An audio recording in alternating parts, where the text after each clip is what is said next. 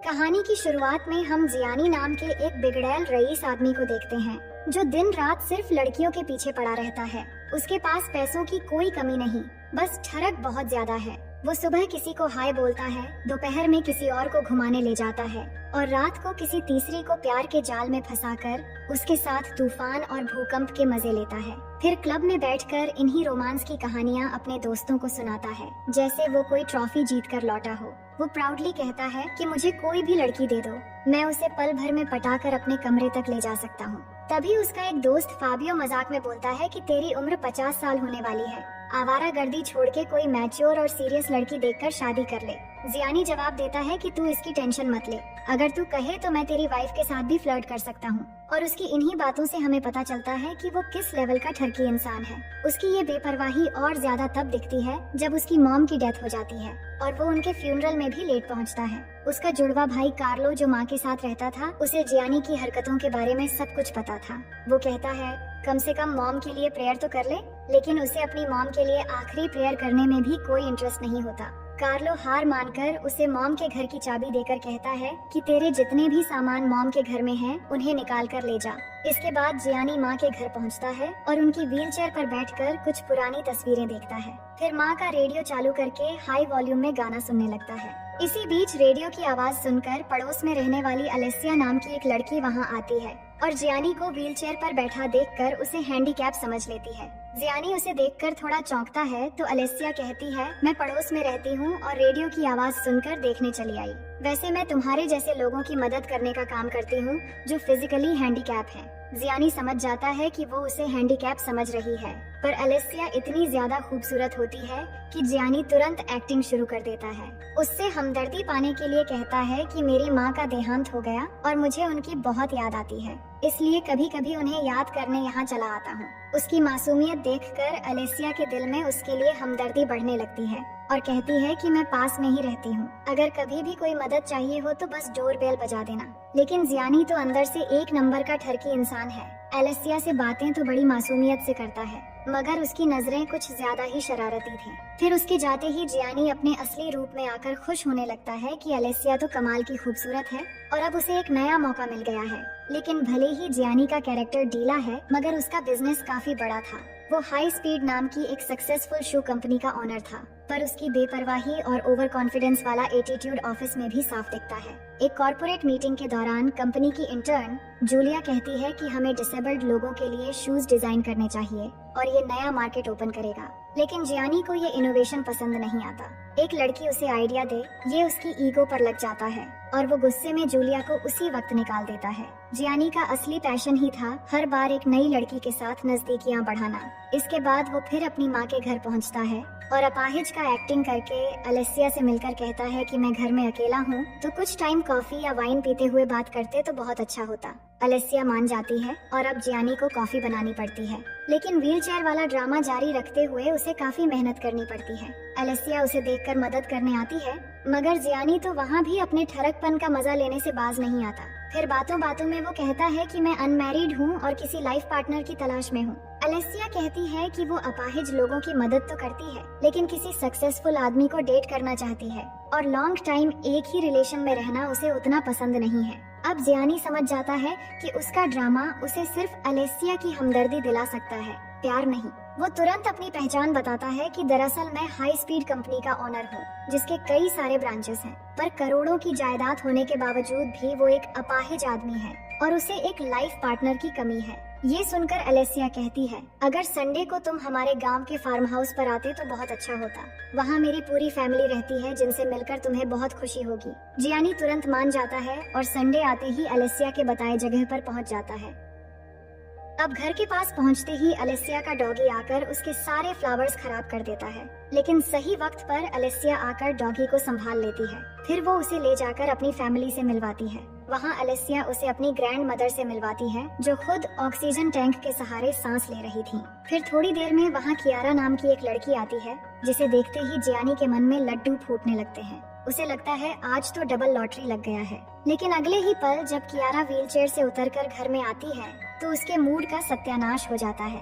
दरअसल अलेसिया उसे अपने लिए नहीं बल्कि अपनी बहन कियारा से मिलवाने के लिए बुलाई थी। अब जियानी बेचारा अपने ही जाल में फंस गया था और अब वो उठकर जा भी नहीं सकता था, इसलिए मजबूरन एक्टिंग जारी रखनी पड़ती है। फिर सब लोग एक साथ खाना खाने के बाद कियारा अपने बारे में जियानी को बताती है कि वो एक म्यूजिशियन है, वायलिन बजाती है और पैराप्लेजिक टेनिस भी खेलती है। जियानी सुन तो रहा था पर उसका मन कहीं और ही था कि वो किस मुसीबत में आकर फंस गया है। इसके बाद देखते हैं कि जियानी क्लब में जाकर पूरी कहानी अपने दोस्तों को सुनाता है। दोस्त हंसने लगते हैं कि तू तो खुद को फ्लर्टिंग का बादशाह समझता है, अगर इस व्हीलचेयर वाली को पटाकर दिखा दिया तब मानेंगे कि तू सच में एक्सपर्ट है। अब जियानी का ईगो हर्ट हो जाता है और वो शर्त लगाता है कि ठीक है, मैं उसे पटाकर तुम सबको फोटो भेजूंगा। दूसरी तरफ अलेसिया जियानी की माँ के घर जाकर उसके भाई कार्लो से मिलती है और कहती है कि आपका भाई बहुत ही अच्छा इंसान है।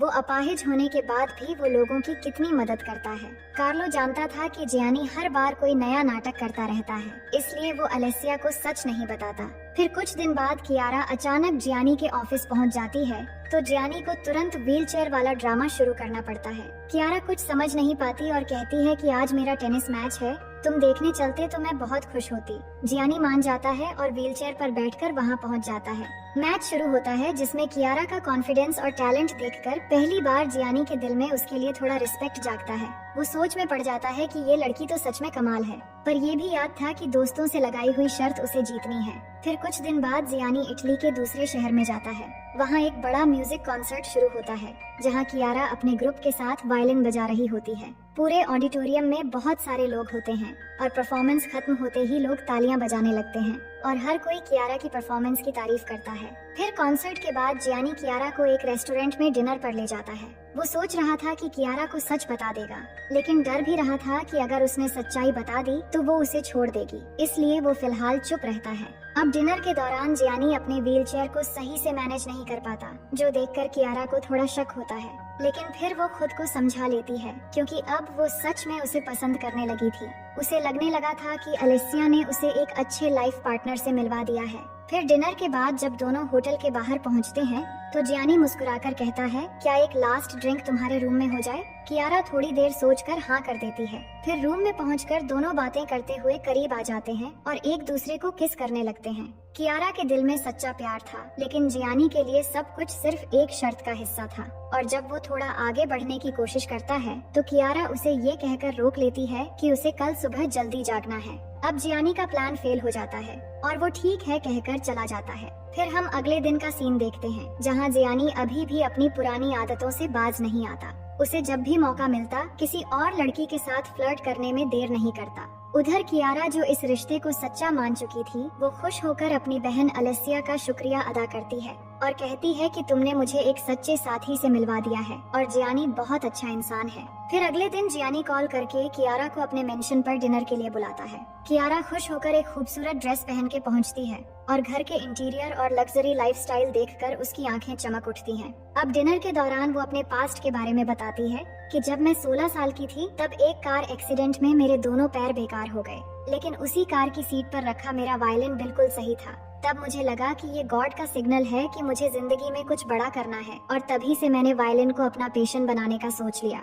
जियानी चुपचाप सुनता रहता है और उसे एहसास होता है कि कियारा बिल्कुल इनोसेंट है और उसका प्यार भी सच्चा है, लेकिन उसके अंदर का शैतान अब भी जिंदा था और वो अपनी शर्त जीतने के लिए ही सारा खेल खेल रहा था। अब तक उसका सारा खेल कामयाब हो चुका था और कियारा भी पूरी तरह उसके वश में आ चुकी थी। अब जियानी ने कमरे में ऐसा सिस्टम बनाकर रखा था जिससे रिमोट का बटन दबाते ही पूरे कमरे में पानी भरने लगता है और थोड़ी ही देर में पूरा कमरा एक स्विमिंग पूल बन जाता है। इसके बाद तैरते हुए दोनों धीरे धीरे एक दूसरे के करीब आ जाते हैं और फिर उनके होंठ आपस में मिल जाते हैं और इस तरह से जियानी अपने मिशन में कामयाब हो जाता है। उसके लिए ये कोई नई बात नहीं थी, लेकिन कियारा के लिए ये एक सच्चा एहसास था। थोड़ी देर बाद मौका मिलते ही जियानी कियारा के साथ एक रोमांटिक पिक्चर लेकर तुरंत अपने दोस्तों को भेज देता है। इसके बाद क्लब का सीन देखते हैं जहाँ जियानी अपने दोस्तों के सामने खुद को फिर से फ्लर्टिंग एक्सपर्ट साबित कर देता है और ऐसे प्राउड फील करता है जैसे वर्ल्ड कप जीत आया हो। अब से वो कियारा के साथ बात करना भी बंद कर देता है क्योंकि उसे जो चाहिए था वो मिल चुका था। अब उसका ध्यान अपने ही दोस्त फाबियो की वाइफ रगात्सा पर होता है और उसे भी अपनी बातों में फंसा लेता है। पर जब एक दिन गलती से रगात्सा के हाथ से वाइन का ग्लास टूट जाता है तो जियानी गुस्सा करके उसे घर से निकल जाने के लिए कहता है। अब वो फिर से अपनी हरकतों पर आ चुका था, लेकिन कहीं न कहीं उसे एहसास हो रहा था कि उसने झूठ बोलकर एक सच्चे दिल के साथ खिलवाड़ किया है। इसी के चलते एक दिन वो खुद कियारा को कॉल करता है और कहता है, मुझे तुमसे मिलकर कुछ बात करनी है। कियारा बिल्कुल नॉर्मल होकर बात करने के लिए उसे अपने घर बुला लेती है। वहाँ पहुँचने के बाद कियारा उसे देखकर मुस्कुराती है और फिर अपने वायलिन से एक प्यारी सी धुन बजाने लगती है। जियानी उसे देखता रहता है और अंदर ही अंदर गिल्ट महसूस करने लगता है। वो सोच रहा था कि इस बार सच बोल दे कि वो अपाहिज नहीं है, लेकिन डरता है कि कहीं कियारा उसे हमेशा के लिए छोड़ न दे। अब कियारा उसे अपना लाइफ पार्टनर मान चुकी थी और यहाँ उसे प्यार से किस भी करती है। जियानी का दिल भी अब उसी की तरफ झुकने लगा था, पर उसका ये झूठ ज्यादा दिन छुपने वाला नहीं था। और इसी के चलते एक दिन जियानी का भाई कार्लो एक गुलदस्ता हाथ में लिए अलेसिया के घर जाता है और उसे अपने भाई के बारे में सारी सच्चाई बता देता है। ये सुनते ही अलेसिया गुस्से में जियानी के पास पहुंचती है और एक जोरदार थप्पड़ मार देती है और कहती है, तुम्हारे जैसे बकवास आदमी मैंने जिंदगी में नहीं देखा। तुम्हारे बारे में सब कुछ मुझे पता चल चुका है। अब तुम मेरी बहन से जाकर माफी मांगोगे। इतना कहकर वो गुस्से में जाने लगती है तो जियानी उसके पीछे जाकर समझाने की कोशिश करता है कि मैं सच में कियारा से प्यार करने लगा हूँ, लेकिन सच्चाई बताने से डर रहा हूँ कि शायद वो मुझसे हमेशा के लिए दूर न हो जाए। अलेसिया कहती है कि ऐसी बात है तो तुम खुद जाकर बात करो, पर तुमने जो किया उसके लिए याद रखना कि अपाहिज मेरी बहन नहीं बल्कि तुम और तुम्हारी घटिया कैरेक्टर है। ये कहकर वो चली जाती है और जियानी के दिल पर ये बात लग जाती है। उसे एहसास होता है कि एक सच्चे प्यार के साथ झूठा खेल खेलकर उसने सही नहीं किया। अब कहानी यहाँ से एक नया मोड़ लेती है, जहाँ अब जियानी अपने डैड के पास पहुँचता है और हैरानी की बात ये थी कि किसी जमाने में जियानी जैसा उसका बाप भी हुआ करता था। मतलब जियानी के डैड भी पूरी जिंदगी बस औरतों और लड़कियों से फ्लर्ट करने के ही मास्टर रहे और उसी आदत ने उन्हें इतना बिगाड़ दिया कि आखिर में अपनी ही बीवी को अकेला छोड़ गए। लेकिन जब जियानी उनसे अपनी प्रॉब्लम बताता है तो उसके डैड एकदम सीरियस होकर कहते हैं कि मेरी जिंदगी की सबसे बड़ी गलती तुम्हारी माँ को छोड़ना था। अगर कभी किसी लड़की का सच्चा प्यार मिले तो किसी भी हाल में उसे खोने मत देना, क्योंकि सच्चा प्यार हर किसी के नसीब में नहीं होता। इसी दौरान वहाँ पर एक अनाउंसमेंट होती है कि शहर के कैथोलिक चर्च पर एक स्पेशल टूर जा रहा है, जहाँ की होली वाटर कई लोगों की डिसेबिलिटीज को ठीक कर देती है। ये सुनकर जियानी को एक आइडिया आता है कि वो भी उसी चर्च में जाएगा और कियारा समझेगी कि होली वाटर के मिरेकल से सब कुछ ठीक हो गया। इसके बाद वो कॉल करके कियारा से कहता है, क्या तुम कल मेरे साथ चर्च चलोगी जहाँ बहुत सारे डिसेबल्ड लोग जा रहे हैं। कियारा बिना सोचे समझे हाँ कह देती है, पर अलेसिया उसको रोकने की कोशिश करती है कि वो आदमी तुम्हारे लिए सही नहीं है। लेकिन कियारा कहती है कि मैं शुरू से जानती थी कि जियानी कोई अपाहिज नहीं है, पर मैंने उसके अंदर एक सच्चाई महसूस की और मुझे उसी चीज की तलाश है। मुझे यकीन है कि वो मेरे सच्चे प्यार को समझकर एक दिन खुद को बदल लेगा। अलेसिया पूछती है, अगर किसी दिन वो तुम्हें सच बता दे तो क्या करोगी? कियारा जवाब देती है, उस दिन मैं उसे हमेशा के लिए गुड बाय बोल दूंगी। इसके बाद अगले दिन का सीन देखते हैं, जहां बस से सफर शुरू होता है और बहुत सारे डिसेबल्ड लोग इसमें शामिल होते हैं। हर किसी के दिल में एक ही उम्मीद होती है कि वहां जाते ही शायद मेरी तकलीफ चली जाएगी। जियानी भी सब देखता है और उसे एहसास होता है कि अपाहिज होने की एक्टिंग करके वो कितनों की भावनाओं के साथ खेल रहा है। इसके बाद जब सब लोग चर्च के सामने पहुंचते हैं तो चर्च के फादर जियानी की तरफ गौर से देखने लगते हैं और न जाने क्यों उसे अंदर बुलाते हैं। फिर अंदर जाते ही फादर कहते हैं, यहाँ मिरेकल तभी होता है जब गॉड खुद चाहते हैं। एक फादर होने के नाते मेरा कहना मानो और बिना उठे उसी व्हीलचेयर में बाहर चले जाओ ताकि लोगों के विश्वास पर चोट न पहुँचे। जियानी भी वही करता है और चुपचाप बाहर निकल जाता है। लेकिन यहाँ किस्मत के पन्नों पर कुछ और ही लिखा था। थोड़ी देर बाद कियारा चर्च के बाहर सड़क पार कर रही होती है और तभी अचानक एक ट्रक तेजी से उसकी तरफ बढ़ता है। जियानी ये देखकर फौरन वहां जाकर कियारा को बचा लेता है। अब कियारा हैरान होती है कि वाह, तुम्हारे साथ तो सच में मिरेकल हो गया।